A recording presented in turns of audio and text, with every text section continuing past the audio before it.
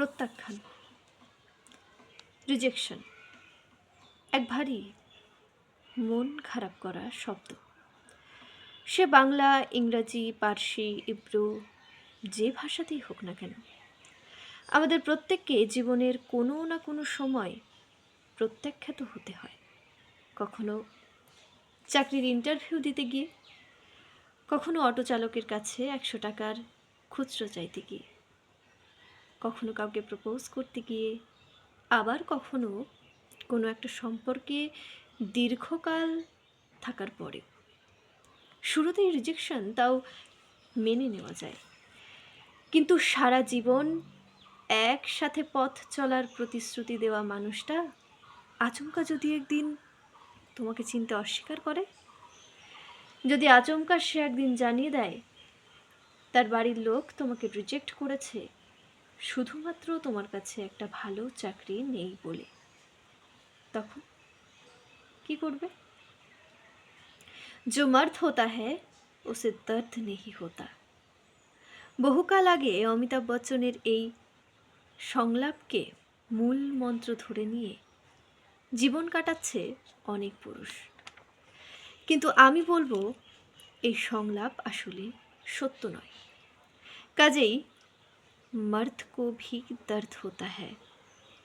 প্রেম ভেঙে গেলে, সম্পর্ক দুমড়ে মুচড়ে গেলে পুরুষের গাল বেয়েও জল গড়ায়, কিন্তু সেই জলের দাগ তাদেরকে তড়িঘড়ি মুছে ফেলতে হয়, নয়তো সমাজ বলবে পুরুষ মানুষ হয়ে কাঁদছিস। কি আয়রনি, তাই না? এখন অবশ্য অনেক জায়গাতে আরেকটা কথা বলার প্রচলন হয়েছে, পুরুষ মানুষ মাত্রই নাকি প্রতারক। কিন্তু সত্যিই কি তাই? সত্যিই কি একজন পুরুষ একটা সম্পর্কে থাকাকালীন আরও একটা বা দুটো সম্পর্কে জড়িয়ে পড়ে? সত্যি কি একজন পুরুষ শুধুমাত্র খুঁজে বেড়ায় নারী শরীর? ব্রেকআপের পর মুভ অন করতে তাদের সত্যি কি মাত্র 2-3 দিন সময় লাগে? আগে না, প্রতি বছর দুর্গাপুজোয়, সরস্বতী পুজোয়, হোলিতে, ক্রিসমাসে যখন এক ঝাঁক প্রেমিক প্রেমিকা হাতে হাত রাখে, ঘুরে বেড়ায়, ওলা উবের দেরিতে আসলে অস্থির হয়ে যায়, একটু খেয়াল করে দেখতে পাবে সব কিছু থেকে অনেক দূরে থাকা বেশ কিছু পুরুষকে একা একা ঘুরে বেড়াচ্ছে আলোর চাদরের নিচে, এক বুক অন্ধকার নিয়ে, শূন্য দৃষ্টি নিয়ে। ক্যাফে বা রেস্টুরেন্টেও এমন অনেক পুরুষের দেখা মেলে যারা কোনো এক কোনায় বসে কাটিয়ে দেয় পুরো সন্ধেটা একা একা। একটু খোঁজ নিলে দেখতে পাবে তোমার পাড়া বা তোমার পাশের পাড়াতেও এমন কোনো ব্যক্তির হদিশ আছে, যিনি সেই তার যৌবনকালের প্রেমিকার স্মৃতি নিয়েই আজও একা একা বেঁচে আছেন, বিয়েই করেননি।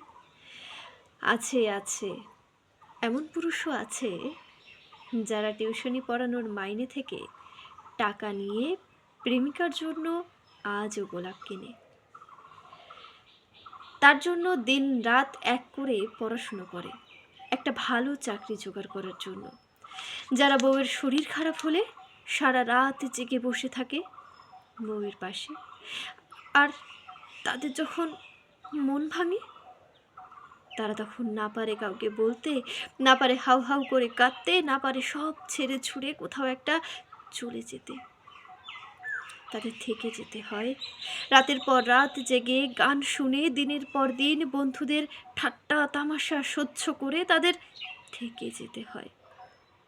মা বাবার মুখের দিকে তাকিয়ে, সন্তানের মুখের দিকে তাকিয়ে তাদের থেকে যেতে হয়। তারপর সকাল হলেই দাড়ি গোঁফ শেভ করে ঝকঝকে হয়ে বেরিয়ে পড়তে হয় বাস, অটো, মেট্রো, বাইকে চড়ে।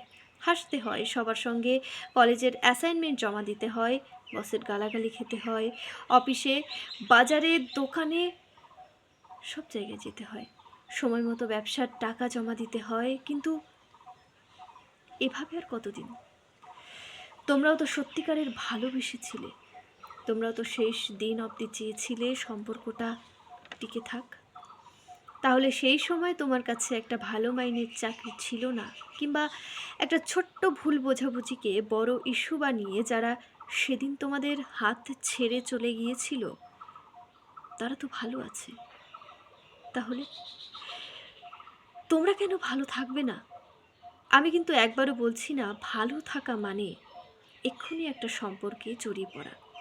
আমি শুধু বলছি লুকিয়ে রাখা চোখের জলটাকে মুছে ফেলে এবার একটু মন থেকে হাসো। গঙ্গার ধারে হাওয়া খাও, সিনেমা দেখো, বন্ধুদের সাথে আড্ডা দাও, হাসি ঠাট্টা করো। তোমার প্রিয় রেস্টুরেন্টের সেই প্রিয় খাবারটা এখনও তোমার জন্য ওয়েট করছে। বিরিয়ানি, কষা মাংস, তোমার সেই প্রিয় আইসক্রিম তোমাকে হাতছানি দিয়ে ডাকছে। আর এই ভালো থাকার অভ্যেসটা একবার তৈরি হয়ে গেলে দেখবে ঠিক কেউ একদিন এসে আবার তোমার হাত ধরবে, আর সেই মানুষটা তোমার হাত কোনো দিন ছাড়বে না। সে থাকবে তোমার সাথে, তোমার জন্য আজীবন। মিলিয়ে নিও, মিলিয়ে নিও।